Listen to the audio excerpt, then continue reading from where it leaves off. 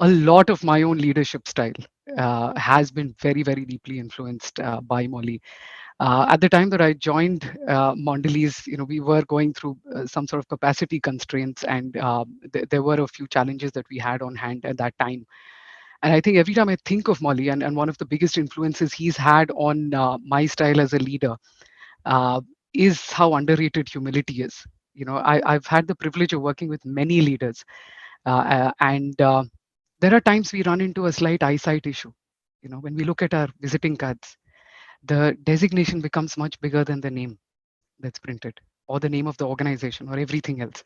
What stands out and gets magnified is the designation. And we start to take that very seriously, that it's all about me and it's all because of me, which is where Molly was such a refreshing change. So humility is the first thing that stood out. And I think that's the one quality that endeared him to practically everybody who's ever met with him or come in contact.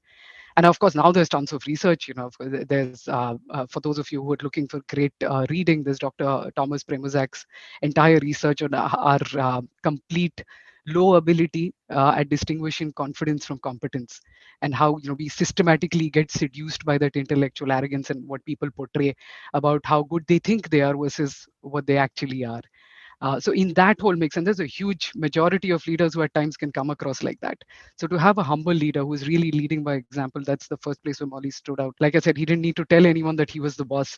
Even when he was ripping our presentations apart, his ability to keep the it and the work and the designation different from the person, and still, almost compel you to leave the room thinking about what could I have done differently.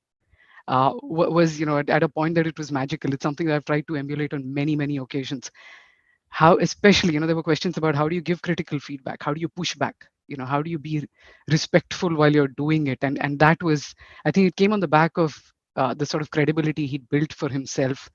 And one of the other things that I've learned from Molly consequently, and my own style in leadership, which has held me in great stead, whether I was working and had the privilege of leading teams across different geographies, different cultures, teams with different members with different sexual orientation, Gen Z, Gen X, and I don't know what alpha beta that's going to anymore, has been the philosophy of servant leadership.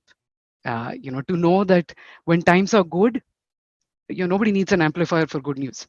Let the team be the face of that good news and all the victories. When times are a little tough, that's really when you lead from the front. And those are the elements that have stayed with me. And in his book, he talks about in Transform, he talks about leading by doing and leading by being. It would be criminal to try and put a weighted averages on what his strengths were, but what I experienced, because I was one of the many troops that watched him every day. His leading by being was at a platinum level. Something that the rest of us can only hope to ever emulate. The kind of empowerment that he gave his teams, like I said, if it's good, let the teams be the face of it. If it's bad, be there, take the blows for the team, and make sure that you're the face for the team. I think in closing, I think he taught me the very fine line of difference between interference and intervention. With all our good intentions as leaders, to assert our presence, to remind people that we're the boss, we're the ones writing the checks, etc., we can be a very constructive pain in people's lives. And to me, that the antidote for that is servant leadership. Somebody said this about him, uh, and this is in Hindi. कभी कभी इंसान का fun बहुत बड़ा होता है, लेकिन इंसान बड़ा छोटा होता है. और कभी कभी इंसान बहुत बड़ा होता है, लेकिन उसका फन बहुत छोटा होता है. ऐसा बहुत कम होता है कि इंसान भी बहुत बड़ा हो और उसका फन भी बहुत बड़ा हो.